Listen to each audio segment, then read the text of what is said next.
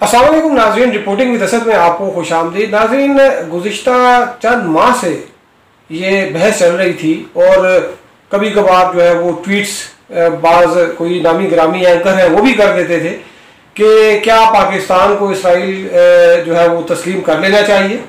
और लेकिन अभी गुज़िश्ता एक दो हफ्तों के दौरान जो बड़ी डेवलपमेंट्स हुई हैं और बल्कि अभी गुज़िश्ता रोज़ ही मैं देख रहा था कि मुबशिर लुकमान एक इसराइली टेलीविज़न चैनल जो है वो उस पर अपीयर हुए और उन्होंने कहा जी एक इसराइल एक बड़ा अजीम मुल्क है और वो जो उनकी कौम जो है बड़ी अजीम है।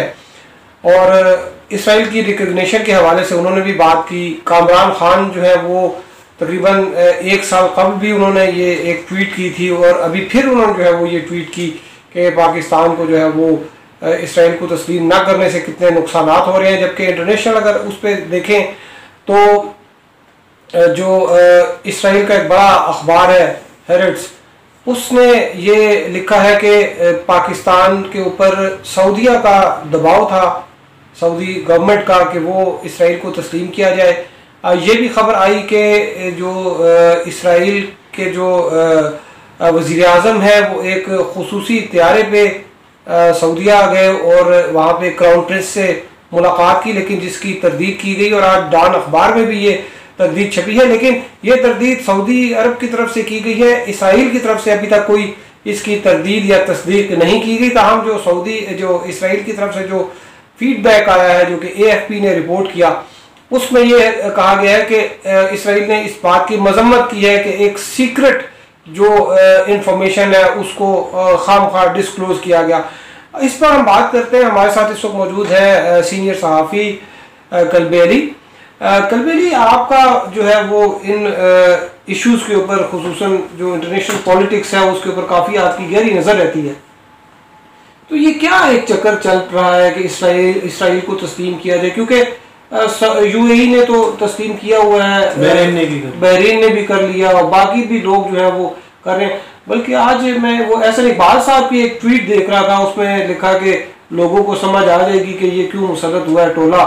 तो उन्होंने लिखा जी CPEC जो है वो बंद हो गया, कश्मीर का सौदा हो गया, अब अगले आइटम का इंतज़ार करें।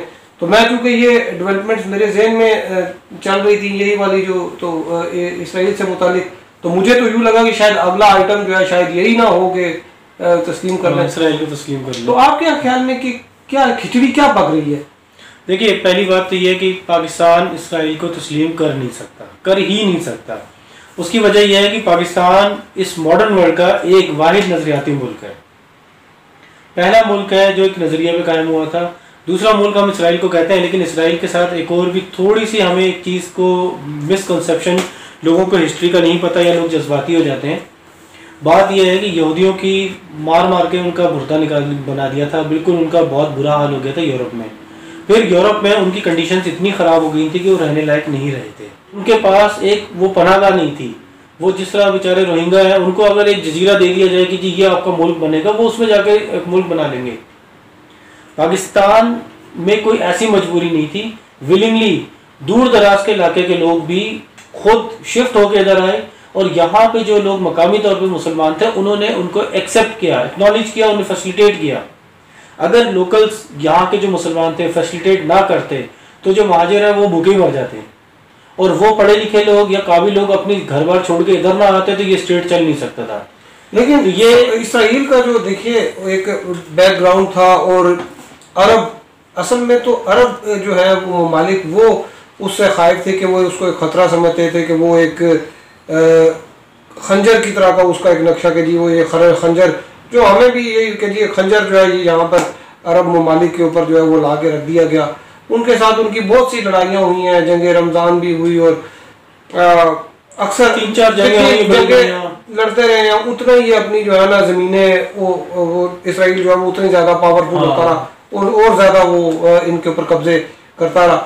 तो अभी उन्होंने UAE ने तो ये देखा कि हमारी तो इसी में भलाई है कि हम इससे दोस्ती कर लें। नहीं, देखिए असद साहब, इसमें हम एक चीज़ थोड़ा सा बात हम मिक्स कर रहे हैं कि जिन लोगों ने पहले तस्लीम किया था यानी मिस्र, उर्दू वगैरह, उनके हालात और थे। अब जो लोग इसराइल को पुश करना चाह रहे हैं ट्रंप के आने के बाद, ये रईस लोग हैं, गल्फ वाले एक बहुत अमीर लोग हैं, यूएई वाले, बहरीन वाले, सऊदी अरेबिया वाले, ये बादशाह जो हैं। लेकिन जो general sentiments of the Muslims हैं, जो मैं बात आपसे कह रहा हूँ कि अभी ये जो सऊदी अरेबिया की जो हुकूमत, ये जो खबर आई है कि नेतन्याहू और मोहम्मद बिन सलमान की मुलाकात की, ये ऐसे ही तो नहीं आ सकती कि सऊदी अरेबिया कोई ऐसा जमहूरी टाइप मुल्क तो नहीं है पाकिस्तान इंडिया की तरह कि जहाँ मीडिया वाले जो है ना हर जगह बैठे हुए हैं। उन्होंने वैसे तरदीद की है इस बात की। पहले खबर आई तो इसका मतलब जानबूझ के खबर फ्लोट की गई थी, फिर उसका रिएक्शन आया, और रिएक्शन सिर्फ यही नहीं कि हम पाकिस्तान से आ गया, मलेशिया से, इराक से, ईरान को तो फिलिस्तीनियों की तो चले औकात नहीं है, ईरान की एक दुश्मन मुल्क है, हमारी औकात नहीं है। जो अच्छे खासे मुल्क हैं जिनसे खुद सऊदीज और यूएई वाले चाहते हैं कि ताल्लुकात बने, इराक हो जाए या जो भी जैसा जैसा सूडान, ये सब मुल्क हैं, उनमें भी बड़ी स्ट्रेस और टेंशन है कि हर जगह से इतना, क्योंकि सऊदी अरेबिया को कोई माने या ना माने, लेकिन मुस्लिम वर्ल्ड का लीडर अगर है, मुस्लिम वर्ल्ड का लीडर तो सऊदी अरेबिया है, तो लीडर की वजह से तो अब ये इसीलिए उन्हें तरदीद करनी पड़ी। अच्छा, लेकिन अब ये बताएं कि पाकिस्तान में जो एक एनवायरनमेंट बन रहा है, पहले ये बातें होती थी, ड्राइंग रूम्स में होती थी, कुछ लोग बैठ के बात करते थे कि जी हमें इसराइल को तस्लीम कर लेना चाहिए, और मतलब बाज़ लोग होते हैं तो इस किस्म की बात करते हैं कि हमें क्या फ़ायदा, हम कौन सा कोई इतनी खास नजरियाती ममलिकत है। लेकिन अब देखें पाकिस्तान के 2 नंबर एंकर्स, इमरान जो कामरान खान है, इन्होंने तो पहले ही शुरू से किया, और आपको पता है कि कामरान खान साहब की जो ट्वीट्स हैं वो कैसे उनके जहन में आती हैं, और मुबशर लकमान साहब का भी आपको पता है कि वो हवाओं में तीर नहीं चलाते, ऐसे ही वो नहीं करते। और मुझे ये बताइए ना कि अगर इस किस्म के सेंसिटिव इशू के ऊपर ट्वीट की जाए, या इस किस्म के सेंसिटिव इशू के ऊपर आप इसराइल के किसी टेलीविजन चैनल्स के ऊपर आप जो आगे अपीयर हो जाए, तो जो 5th जनरेशन हाइब्रिड वार के लिए जो एक इन्होंने लोग तैयार किए हुए हैं, वो इस वक्त तो इतनी तोपें चला चला के सत्यानाश ना कर देते इनका, अगर ये बगैर किसी उसके गए होते। देखिए, अगर इसी बात को जो मैं बार बार आपसे कह रहा हूँ, ये टेस्ट केस ही समझ लें, जिस तरह से ये वाली खबर थी टेस्ट केस की समझ लें कि फ्लोट की गई और रिएक्शन देखा, फिर सऊदीज ने उसके बाद बैक ट्रैक किया, उन्होंने रिएक्शन आया होगा तो ऐसी नहीं है जी, हाँ जी बिल्कुल झूठ है जी, खब गलत, वो आया होगा, आया था, ये था, वो था, बिस्किट खाया चला गया, उसने देखा जी सऊदी चाय बड़ी अच्छी होती है, चला गया। बात ये हो रही है कि इसको आप किसी लॉबी की तरफ से भी आप समझ लें। पाकिस्तान में ये कामरान खान साहब कोई 1-2 साल तो हो गए मुसलसल ऐसे अकेले बातें कर रहे हैं, ये वो उसी तरह है जिस तरह पाकिस्तान में शायद कोई शख्स चिल्ला रहा होगा गे एंड लेस्बियन के भी राइट्स होने चाहिए।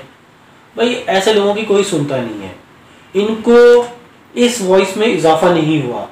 और ये बात मैं आपको एक अपनी जो गारंटी से कह सकता हूँ कि जिस दिन पाकिस्तान ने इसराइल को तस्लीम कर लिया, हमारा नजरियाती जो एक बाइंडिंग फोर्स है ना वो ख़त्म हो जाएगी। वो जिस दिन ख़त्म हुई तो पाकिस्तान की एग्जिस्टेंस खतरे में आ जाएगी। अच्छा, कामरान खान साहब की जो ट्वीट्स हैं आप देखते होंगे, उनके वीडियो मैसेजेस भी हैं, बड़ा मुस्कुराते हुए कहते हैं कि अभी कुछ भी नहीं होने लगा, अभी ये जलसे हो रहे हैं, अभी ये पोजीशन, तो उनकी तकरीबन तमाम बातें जो है ना वो दुरुस्ती साबित होती हैं। और वो लॉकडाउन का भी उन्होंने कहा कि जी अभी एमसीसी की मीटिंग हुई नहीं, तो उन्होंने पहले कह दिया कि कल से लॉकडाउन खुल जाएगा, तो और इसी तरह ही हुआ। तो ये इसराइल वाली जो है बात भी, ट्वीट भी उन्होंने की थी, तो मतलब जो उनका अब तक का बैक जो उसका उनका जो रिकॉर्ड है उससे तो यही लगता है कि वो जो बात करते हैं वो ऑलमोस्ट 90% तो हो जाती है। 2 साल में उनके पास कोई एक ढंग का समझदार बंदे ने उसकी हिमायत में तो नहीं बोल पाया। नहीं, समझदार बंदे ने तो जो साहब की वो तो ये भी कहते हैं कि हुकूमत बहुत अच्छी चल रही है और ये महंगाई ये नहीं है, तो वो तो लोग उसकी भी उनको सपोर्ट नहीं करते, लेकिन हुकूमत तो चल रही है। नहीं, देखिए महंगाई से हुकूमतें उड़ जाएं ये तो this is also not right, ये बात भी नहीं ठीक है। बात मैं सिर्फ कुछ और कह रहा हूँ कि एक वॉइस तो है ना, बहुत से लोग कहते हैं जी इस महंगाई का वजूहात पिछली हुकूमत है या फलाना ढमकाना मौसमी हालात हैं, जो भी हैं। कामरान खान या जो लोग भी इसराइल के फेवर में बोलते हैं उनके वॉइस में इजाफा नहीं हुआ, आम आदमी भी उनकी वॉइस में शरीक नहीं हो रहा। पॉलिटिकल बशीर लुकमान शरीक हो गया जी, बस वो तो अब वो ईसा का वाली बात आ गई है। उन्होंने कहा जी बड़ी अजीम कौम है, और उन्होंने बल्कि ये भी उन्होंने कहा जी कि ये क्या, जब उनसे सवाल किया गया कि क्या पाकिस्तान जो है वो इसको एक्सेप्ट कर लेगा, उसने कहा जी कि देखें बच्चा एक रात में पैदा नहीं होता, उसको 9 महीने जो है ना वो उसको इंतजार के बाद ही जो है वो होता है। तो वो एक कोई खिचड़ी तो पक रही है। अब ये खिचड़ी किस लेवल पे पक रही है ये बताएं नजर। ये जो आप बात कह रहे हैं ना, मैं भी इस बात को मैं कह रहा हूँ कि मुख्तलिफ लॉबीज हैं। देखिए खिचड़ी कौन पका रहा है, चावल के दाने कौन ला रहा है, ये दाल के दाने कौन ला रहा है, इसको अब आप बिल्कुल ही खुल के अगर हम बात करें हाँ तो बात देखिए, जो काम अमेरिका के और बड़े बड़े मजबूत सदर आए, रेगन, बुश, ये लोग वो थे जो बैकग्राउंड से आए थे, इनका एक पॉलिटिकल बैकग्राउंड था, बेस से थे। ये ट्रम्प साहब तो किसी ना पॉलिटिकल पार्टी का हिस्सा थे, ना बेस में किसी कोई इनका पास अवामी बेस था, ना किसी किस्म का कोई नजरिया। लेकिन बहुत अच्छे बिजनेसमैन थे, बड़ा सिर्फ बिजनेसमैन थे ना, पॉलिटिक्स में तो नहीं थे, पॉलिटिक्स में तो नहीं, सीआईए में नहीं थे, ज्यादा सीआईए में नहीं थे। ये जो भी किसी किस्म के एस्टेब्लिशमेंट के या हुकूमत के या जमहूरियत के इदारे हैं, उनमें से किसी चीज में ये नहीं थे। ये जो बात है, इन्होंने ही आके ये वाली एक पावरफुल और पैसे वाली, देखिए पैसे में ताकत होती है, वो बड़े बड़े लोगों को खरीद लेते हैं।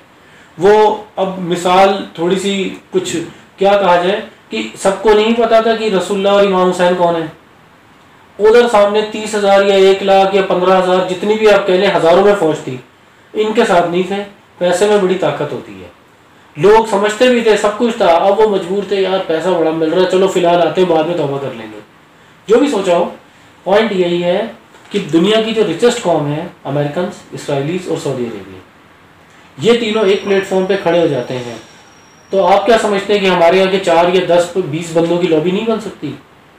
और वो लॉबी बनाएंगे तो बड़े लोगों की लॉबी बनाएंगे ना, उसमें कोई ये तो नहीं होगा और चाय वाले से कहेंगे यार जरा कुछ बोलो।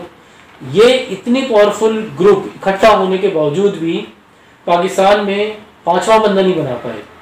अच्छा, लेकिन अभी आप देखें पाकिस्तान में एक हाइब्रिड रिजीम है, जो कि इमरान खान साहब बड़ी उससे मुस्कुराते हुए कहते हैं और बड़ा समय वो कहते हैं कि ये हाइब्रिड रिजीम जो है बहुत ही पावरफुल है, सब लोग एक पेज पे हैं। तो क्या आपके ख्याल में ये हाइब्रिड रिजीम जो है ये इस किस्म का डिसीजन ले सकता है? इतनी पावर किसी के पास नहीं है कि नज़रियात को यू टर्न दे दे। मोदी साहब ने हिम्मत की है थोड़ी सी कि वो इंडिया का सेकुलर को हिंदू टर्न दे दें। अब वो आगे कितनी हद तक दे पाते हैं वो उनका मसला है और उनकी मौत है। और हम सब ये कह रहे हैं कि जी ये उनकी मौत है कि वो जो एक सेकुलर इंडिया को, उनकी ताकत, उनका नज़रिया था सेकुलर इंडिया, जिस दिन वो इसे properly on the face Hindu India बना देंगे ना, दुनिया इसको तस्लीम कर लेगी। आप समझ लें वो पहला दिन शुरू हो जाएगा इंडिया जैसे इतने बड़े मुल्क की मौत का। मुल्क का तो मतलब आप ये कहना चाह रहे हैं कि अगर इसराइल को पाकिस्तान तस्लीम करता है तो वो पहला दिन शुरू हो जाएगा, पाकिस्तान के डाउनफॉल जो है, डिक्लाइन शुरू हो जाएगा, क्योंकि हम अपने नजरिए से फारिग हो जाएंगे। लेकिन जिस तरीके से पाकिस्तान की आर्म ट्विस्टिंग, यूएई से वीजे बंद कर दिए गए हैं, सऊदी अरब के भी जो है वो कोई इस तरह के जो मरासिम पहले से नहीं रहे। बाजवा साहब भी गए थे वहाँ पे, तो वहाँ पे जो है उनसे क्राउन प्रिंस भी उनसे मुलाकात नहीं हुई उनकी। तो इस सूरत हाल में पाकिस्तान देखें, पाकिस्तान तो उनसे जो पाकिस्तान के मजहबी और जो माशी जो है ना वो इंटरेस्ट हैं इसके साथ, सऊदी अरब के साथ और यूएई के साथ। एक मैं आपको ऐड कर दूं, वजीर आजम के मुशीर हैं ताहिर अशरफी साहब, जो मिडिल ईस्ट के भी हैं और रिलीजियस अफेयर्स के भी हैं मुशीर। उन्होंने कल क्लियरली कहा है कि पाकिस्तान जो है इसराइल को तस्लीम नहीं कर रहा। नहीं, अभी भी बहुत सारे लोग ऐसे हैं जो यहाँ कमाई करते हैं and they actually invest in UAE, ये park their money in the UAE. Halima Khan साहब की भी प्रॉपर्टीज वहाँ पे हैं, हर पाकिस्तानी सभी की बिलावल भुट्टो की अकामे शिकामे सारे। बुरा वक्त का मतलब यूएई के साथ बुरा वक्त का मतलब है कि हमारा अच्छा वैसे कुबे कहते हैं, कुबे को लत पड़ी और वो सीधा हो गया। वही बात है। चले, बहुत शुक्रिया कल्बी अली आपका इसके ऊपर जी। ये जो इसराइल से मुतालिक जो बातें चल रही हैं, इसराइल की रिकग्निशन के हवाले से, पहले ये चीज़ें जो थी ये इतनी खुफिया तरीके से चलती थी, लेकिन अभी ये सामने जो है वो आ रही हैं सामने, या खुद लाई जा रही हैं, ताकि अवाम के अंदर एक जो है वो डिबेट भी इस पर जनरेट हो और रिएक्शन मालूम किया जाए कि क्या जो है इसका जो है वो फॉल बैक्स होंगे, उसके क्या कॉन्सिक्वेंसेस होंगे। ताहम अभी आगे देखिए कि आगे इसमें आगे क्या निकलता है आइंदा आने वाले चंद दिनों में, क्योंकि अब तो बाकायदा तौर पे एक लगता है कि कैंपेन स्टार्ट हो गई है। तो अब तक के लिए इतना ही। हमारे साथ रहने का शुक्रिया। अल्लाह हाफिज़।